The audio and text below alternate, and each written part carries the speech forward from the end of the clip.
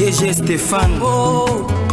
Balamwange Congo ya Lumumba Congo Tafachi Beton Tango ekoki oyoyo Tango ango yangoyo ekoki Tolanda kango Papa Stéphane Balamwange oh yeah. Bien, merci les chers Congolaises et Congolais. C'est Jefferson Kabanga, analyste politique il y a RDC et acteur aussi politique à Kinshasa. Le Lomokolo ya mardi le 20 mai 2025. Alors, on a eu un peu de choses sur le Makambo, on a vu et que le pendant nous avons des grands dossiers à débattre. Donc, ça l'analyse et ça la biso qui toko malam. Parce que les Kambuyamboka, ezota la ngai, ezota la yo, ezota la mututu, bisika nyonso, bozwami, na tombe libino, mokolo elam. Alors, en entrée de jeu, comme je vous avais dit que le 20, donc mardi 20 mai 2025, nakoya potobeta masoro parce que zana makambo mibale penda ya mutu ya makasi likambo liboso eza lelo mokolo la cour constitutionnelle à la katibiso était à kopesa véridique à kopesa makanisinaye par rapport ya dossier Bukangalonzo o ezaki géré na mwana mboka Matata Ponyo et dossier mususu e baki 5000 juste pour na lelo parce que ezaki na ba greffier bakendaki na ndaku ya Joseph Kabila donc Kanambe na Jelem Koti que la invitation il devrait venir répondre aujourd'hui na Sénat par rapport ya levé ya immunité naye et likambo ya misatu kandenge to mesana nous intéressons à tout donc obeta juste likambo ya Kadeko puisque likambo ya Kadeko tant que institution wana étatique et vendi bien te tokotika pe kolobate tokolobera yango chaque fois. Alors, nazo banda likambo ya liboso eza likambo ya mwana mboka Matata Ponyo Mapon Augustin kaka ndenge ezalaki prévu, la Cour constitutionnelle vient de se prononcer. La Cour constitutionnelle a se prononcé le lot puisque batu bazalaki misatu ba criminel ya mboka oyo Batu oyo bazo tanga kelasi kaka po baya koyiba mboka batu oyo bazo tanga kelasi non pour servir la nation mais pour ba se servir bango moko po bazwa misolo ya mwana mboka c'est-à-dire ba contribuable congolais to futaka ba taxo to futaka ba impôt mbongo wana izokota na libenga ya l'état pour que l'état na tournaye akoka ko salela biso misala oyo izo sepelisa biso ba congolais. Mais bandon biso mususu na yebite ceux qui vaccin wana ya détournement bazwa yango wapi mutu tout lelo na moya lelo ceux qui bacheye mokonzi na place songolo pakala eloko liboso azomona kaka a détourner ayiba. Alors Dieu merci ndenge balobaka que 99 jours eza ya moyibi et un jour eza ya nzambe justice ya nzambe et salemi lelo. Et Salemi na banzi motema mwangai, motema mwayo, motema mwabiso nyonso et kozala ya kokita. Sauf bato oyo bazo faire partie na ba miyibi parce que na moya le soutenir un muyibi, c'est-à-dire eza ko soutenir ko boma mboka. Muyibi a cause la papa na ngai, muyibi a cause la grand frère na ngai, muyibi a cause la grande sœur na ngai, à cause de la autorité à parti politique na ngai monsieur Kazaka muyibi. Moi, je ne suis pas d'accord avec lui. Donc, il faut que biso ba peuple congolais, to matissa raisonnement na biso, to komisa maïle na biso, ya ba mikolo ba responsable. Parce que, biloko ya l'État, eza biloko ya l'État, eza yanga ite. Ceux qui le longa na yibi, bongonde konanga kuna, ako se retrouver ndenge nini. Voilà aujourd'hui, la Cour constitutionnelle, ndenge bazalaka 9, mais aujourd'hui bazalaki 8. Moko na bango azalaki wana te to yebite ceux qui a beli ceux qui azana voyage ceux qui azana mission de service.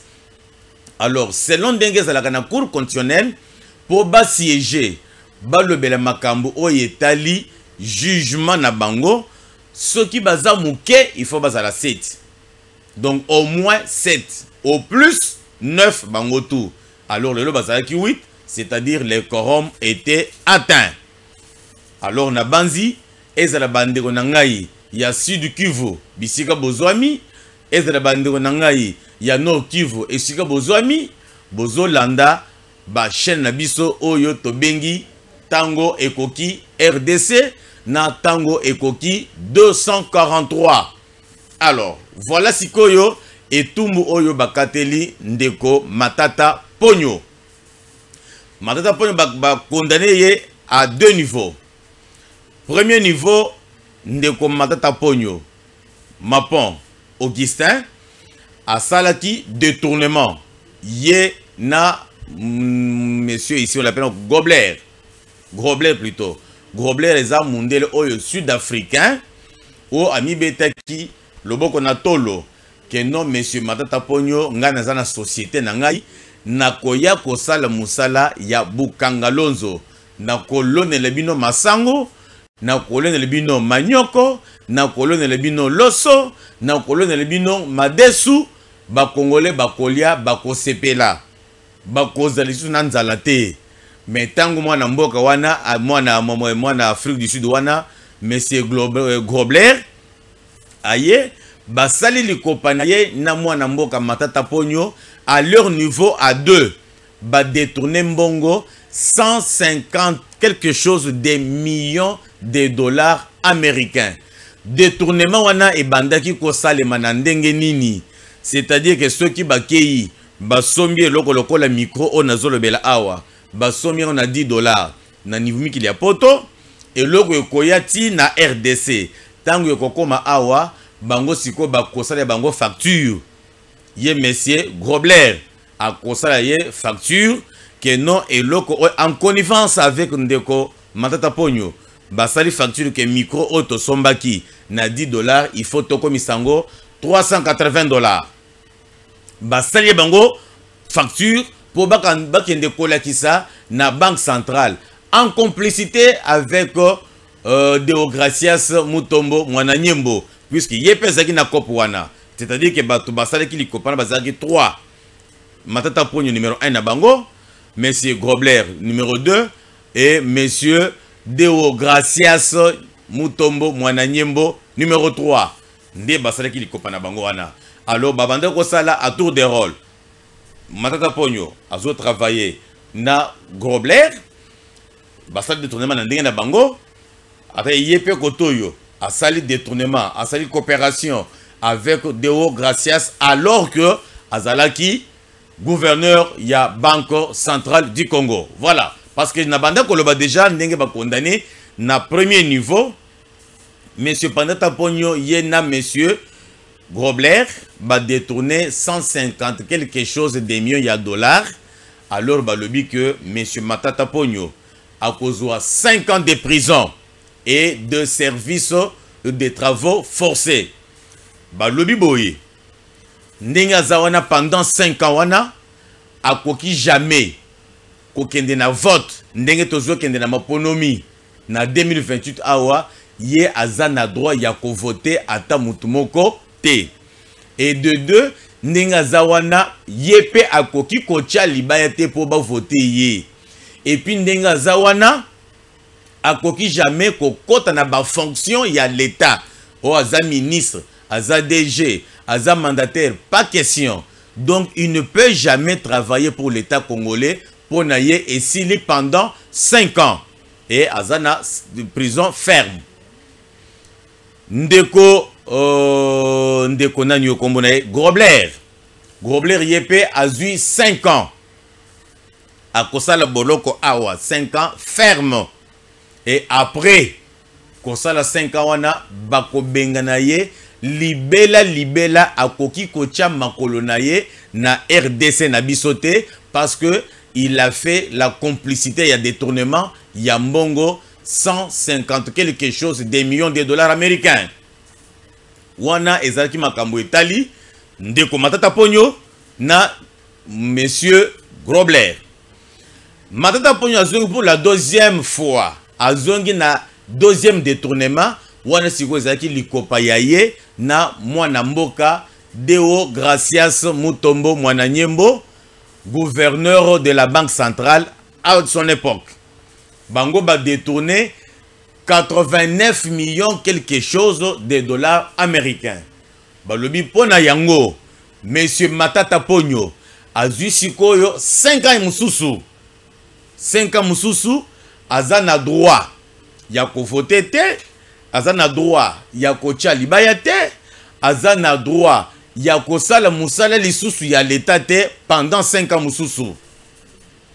Mutombo, Mwananyembo, de la même manière, la même chose, yépe azui 5 ans, yépe akoko vote te, yépe akoki kususu kosala musala ya l'état congolais te, et yépe akoki kocha liba ete ba voter en même sénateur, même député national, même député provincial, pas question.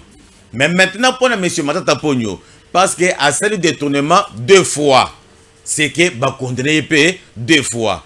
Bazu condamnation à liboso 5 ans, Lukopa à Salaki, na monsieur Grobler, au Mondeli Afrique du Sud, bazu paie 5 ans, ou à sali détournement, Nandeko, Deo Gracias Mutombo Mwananyembo, Basangisi. Donc, pour naye, monsieur Matata Ponyo, Azana, 10 ans de prison ferme. Et dans ces 10 ans-là, donc, il y a Makambouya politique, à Kolekelanzela Wanate, on a qu'un voter, ou bien, ba voter ngai, ou bien, Atasoki a Silisi Moussala, à Silisi prison, plutôt, à Koki jamais qu'on s'est présenté, le cola candidat, ou bien à qui ne voter. Donc, il y a pour naye, libéla, Makambu, il y a politique et Sili naye, le Koso, Moutou et Bomisiye. Et en plus de cela, Balobi Boye, Bakofuta amende, parce que à cause de la prison, il y a un bon côté. Parce que ceux qui m'ont toisé, c'est la prison, il y a un bon côté. À cause de Bakeno, ça va. N'engeza Boye, Bakondene Ngai, na vandi na boloko, tango boloko yokosila, na kosila na mbongo na ngai, même ceux qui n'a qu'à kosala lisusu musalate, moi j'ai déjà beaucoup d'argent que j'ai volé. Ndenge to mona ndeko kameri muyibi mususu, parce que son dossier aussi est déjà en gestation. Dossier il y a 100 jours. Bazo ning c'est déjà maï. Bazo luka déjà ba élément. Ye yambala oyo, akokende pe na cour conditionnelle, parce que ba décision ya cour ezalaka irrévocable. Ezalaka pe na recours te, que non lokola ba condamné ngaboye, na kieko senga recours poto bandela masolo. Donc kaka ndenge bakati wana esili. Ndeko Matata Ponyo, tu as été induit en erreur. D'abord par ta propre conscience, au Bachakio, Premier ministre, au yebi bien que Banamboka Bazananzala, mais tu t'es contenté, Yakoyi Bambongo, sous prétexte que vous en avez projet, Yabukanga Lonzo, Olona Masango, Olona Nguba, Olona Loso, Madesu, Bakongole Balia. Ce qui n'est pas bon. Voilà maintenant que ou est copé. Donc, au BBC, carrière Nayo Mobimba. Fini pour toi. Parce que vous avez déjà 10 ans. Ou Kosala Boloko. Après Kosala Boloko. Ou Kosala politique. Puisque la politique, et la qui est ok, yo voter, ou soit tu vas voter yo, ou soit tu vas nommer yo. Yo de ce côté, wana, et si l'ipona yo, ya misatu, bakolandela yo, il faut au foot en bongo. C'est-à-dire, le col bozaki binemi balé. Yo na monsieur Grobler. Boyebi d'abord 150 quelque chose de millions congolais. Bazu mbongo wana bakaboli bino en 2 selon ndenge boyibaki. Oko futa mbongo wana ceux qui mbongo wana ezate bakoboto la biloko na yo en valeur ya mbongo wana. C'est-à-dire bozu mbongo wana bokaboli yo na monsieur Grobler. Alors balobi que non monsieur Grobler yo okofuta soki 35 millions. Alors, Bimisa Mbongo, Baken na compte, Balandi Mbongo na compte bancaire, Bazui, ceux qui est kokité, Batali, Azana Banda Kwapi Tongi, Bakei, Babotoli, ceux qui est kokité, Balobi, Azana ferme Wapi, place à Boro la Meme, Boro la Bantaba, Bakei, Babotoli, jusqu'à ce que Bako atteindre montant au Bakatelier. Ndenge Moko Penan de Matata Ponyo, Loko la Yibi Mbongo, Wana d'abord parti à Liboso, Yena Grobler. Balobi monsieur Matata Ponyo na compte bancaire zana mbongo combien zongi sambongo ya l'état oyibi miso la bato à l'état zongi ça on a compte nazaka na 10 millions ba bendi ekokite etikali mususu parce qu'il faut futa 50 millions par exemple bakolandeleti même université na ye parce que Matata Ponyo c'est un grand magicien banda na botama na mona magicien ya munene pena na mboka na biso lokola Matata Ponyo te azwi mbongo ya bokanga lonzo azwi masango ya bokanga lonzo asali magie mbongo wana ebongwami ekomi université de Kindu bien sûr asali musala malamu parce que atongi université on a ekolongwa privé et kokoma siko université ya l'état bana Kindu bo vanda na bino kimia université wana elongwe na gestion na ye na université na Tchèque Minerval zaki likolo ezaki ba 1000 ba quelque chose mais chez l'état congolais Minerval les offre toujours en francs congolais donc Minerval d'abord ekokita avantage pour na bino pour bokotanga na frère moko ya moins parce que université wana ekokoma ya l'état et malgré nenga tongi wana université wana ekoki na mbongo nyoso te parce qu'il y a détourné mbongo de deux côtés à détourner c'est un couteau à double tranchant à détourner mbongo côté oyo bazakina Grobler côté oyo a détourné bazakina Mutombo Deogracias mwana Nyembo donc université wana ya Kindu ekokoma université ya l'état avantage du munene kozala wana ekozala ke bokobanda kofuta Minerval wana en franc congolais et prix moko ya ndunda prix ya matembele ba prix na ya ba $1000 ba $800 ba $700 abu pia donc bo sepela pona bino puisque mbongo oyo mwana mboka Matata Ponyo ayibaki misusu atongi université misusu asombi ba immeuble awa bakolandela ngo nyonso po ba récupérer biloko ya l'état bon bato mususu bakoyoka mitema pasi mais boyoka motema pasi te parce que yo mutu ozoyoka motema pasi wana soki osalaka musala na bureau ya mutu soki osalaka musala na bureau ya l'état soki osalaka musala ya koteka na zando na wenze partout ozali ofutaka paku ofutaka impôt soki oza travailleur bakataka hyper soki oza commerçant ofutaka taxe ya songolo pakala mbongo nyonso wana eyaka na banque centrale na bien public ya l'état tala sikoyo ye akei abuki akei kosala université ya ye privé azokosa bino keno na ye na bongisi ville na biso ok obongisi ville toboyi te mais sikoyo batu bakotanga gratuitement non batu faut bafuta kaka mbongo lokola batu bazofuta mbongo ezo na libenge na ye donc il n'y avait aucun avantage pour na bino donc ndenge azui etumbu ya 10 ans ndeko Matata Ponyo akotikala jamais kosalaka politique na vie mobimba akosalaka eloko te pona ye esili babotoli biloko nyonso ekozonga na trésor public la même chose pona ndeko Deogracias Mutombo mwana Nyembo ye petango zaki gouverneur ya banque centrale basomba ba immeuble na Gombe awa batonga ba flat biloko nyonso wana bako récupérer ya côté ka bateki bachembo na libenga l'état oike non l'état akocha bureau ache ba bureau parce que timo ya ndenge za boye état congolais aza pauvre ezapena ba excusez-moi ezapena ba ministère mususu baza ba locataire ozomone ministère songolo pakala bazofutela alors ba immeuble nyonso ba miyibi wana ba yibaki et ko servir na l'état puisque comme bien ya l'état et comme bien public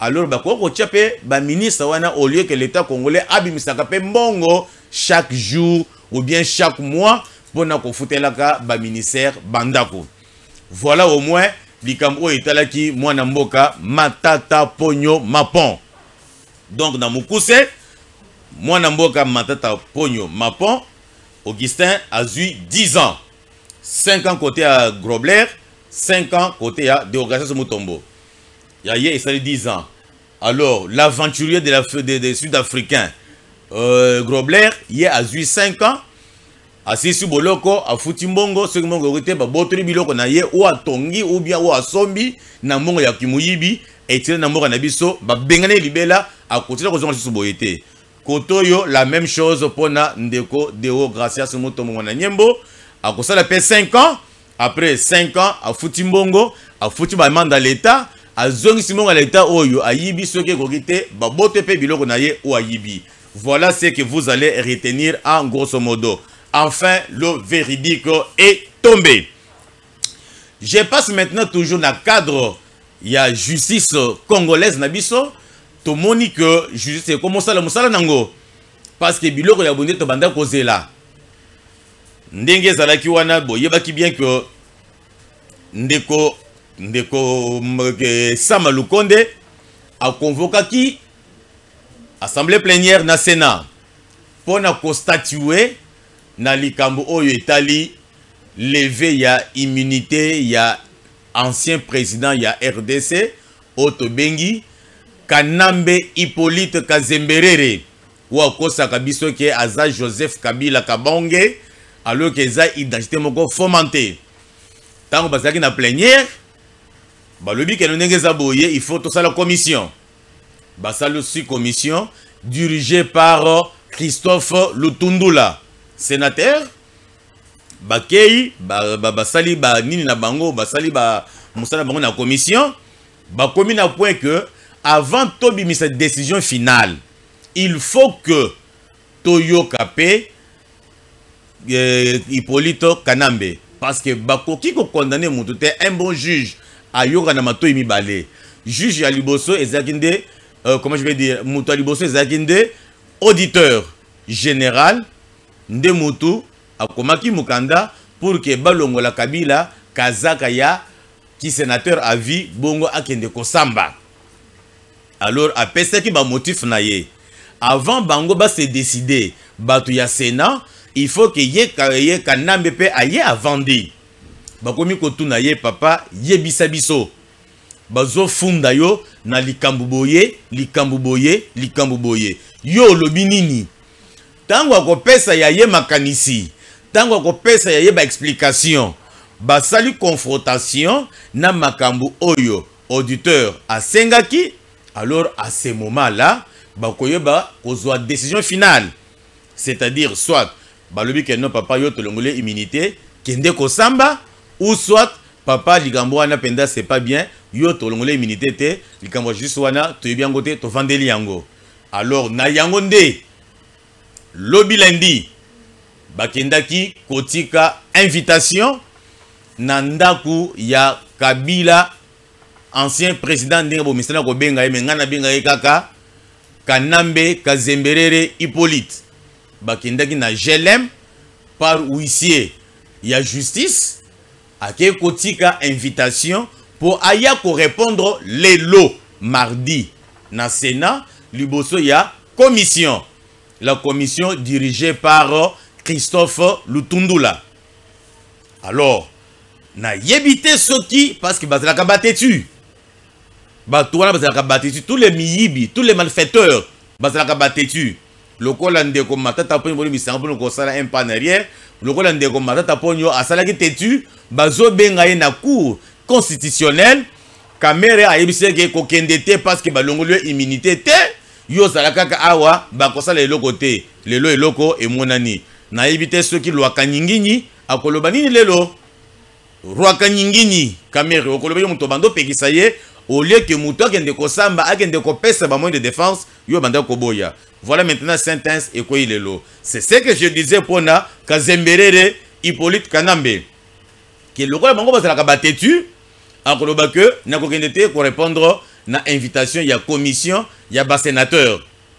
alors bakosala le côté ah mais il doit subir maintenant des conséquences ceux qui a que répondre te alors la commission à comprendre aussi acte et refus naie et ils vont agir en conséquence mais eloko moko esalinga pasi na motema ezatang nazo mona ndeko José Makila Sumanda na ebite ceux qui ba congolais mususu bazalaka maboma ou bien bazaki bizengi ba passer ba bondere pona bango balongole milimu mabe alors tant botala un exemple ceux que muto liboma abeli liboma et que ba memiye na telema ba memiye na CNPP ba kene na église ba bondeli azonga ka mobimba te azonga ka ndambu donc ezaka moi moko boy moi réseau ezokima moko boyo mona zolo lokola mutu moko réseau ezokima c'est ce que j'ai vu de José Makila Sumanda un papa de son état papa de famille un monsieur responsable un politicien mais qui raisonne comme un fou azolo ba que Kabila bakoki jamais kolongola ye ba immunité o eza haine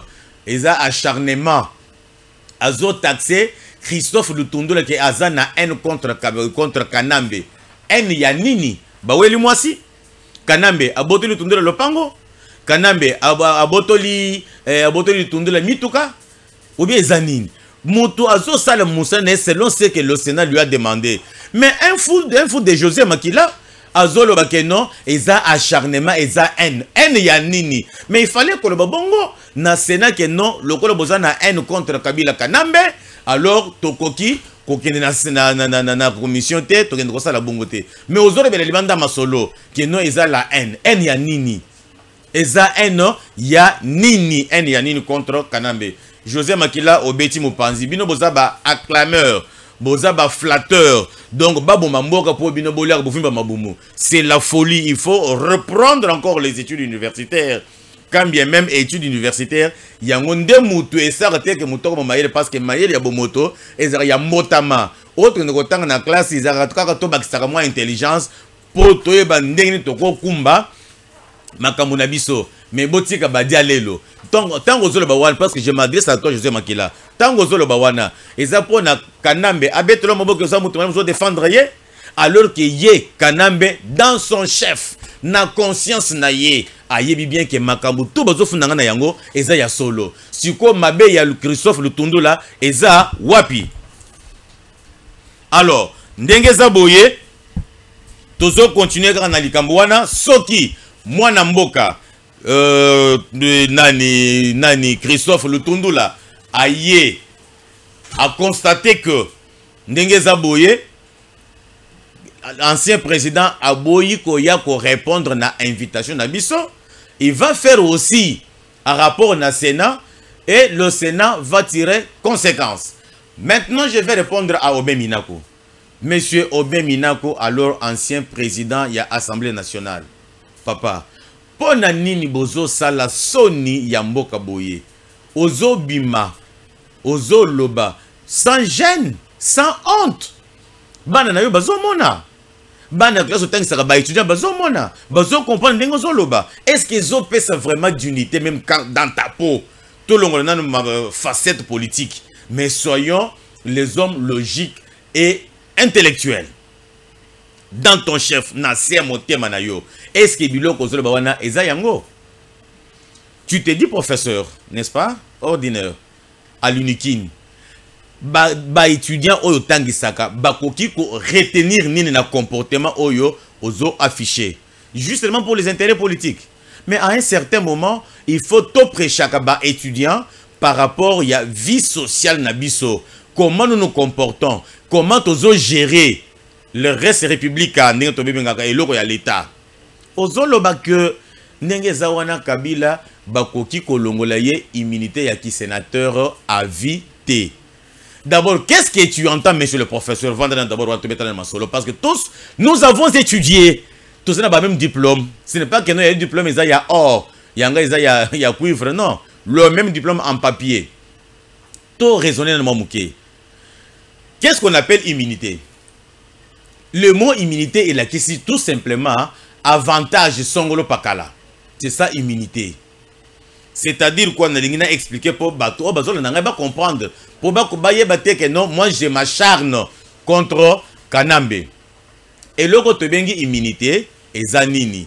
Et ça que, na moi le bonaza député national.